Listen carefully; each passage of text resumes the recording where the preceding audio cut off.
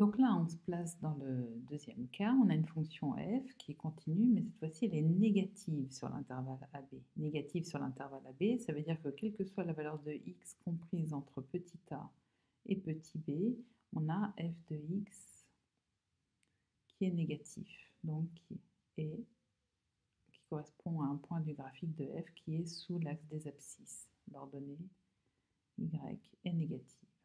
Ce point-là, ici, le point d'intersection des axes, il a pour coordonnées 0, 0.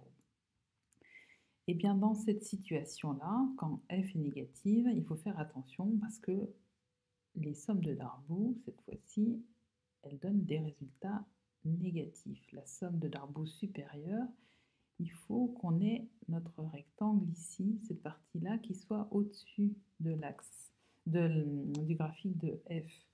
Et donc ici, quand on calcule le produit donc de f de cette valeur de x, f de x pour x qui est égal à un nombre qui est un petit peu plus grand que moins 3, il est négatif, et donc fois cette distance-là, ça nous donne un résultat négatif. Et donc en fait, toutes ces aires-là, dans les sommes de Darboux, elles sont comptées négatives parce qu'elles sont sous l'axe des abscisses. Et donc là, on a la somme des sommes de Darboux supérieures, et pour les sommes de Darboux inférieures, cette fois-ci, eh bien, on a nos rectangles verts qui passent en dessous du graphique de la fonction f. Et donc, si on regarde,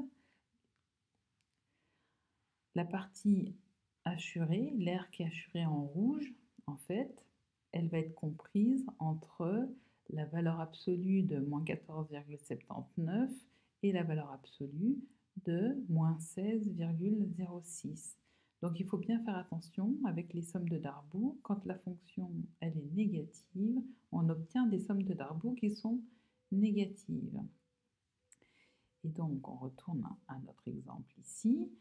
Du coup, l'aire qui est hachurée en rouge, on sait que sa valeur sera comprise entre 14,79 et 16,06 unités d'air. Et donc, dans le cas où la fonction est négative, cette intégrale définie et cette aire, qui est comprise donc entre l'axe OX, le graphique de f et les droites verticales d'équation x égale à a, x égale à b, ce qui est décrit ici, et bien dans ces cas, ces deux nombres sont opposés. Et donc cette r, c'est l'opposé de cette intégrale définie, ou si tu préfères, c'est l'intégrale définie de la valeur absolue de f de x et x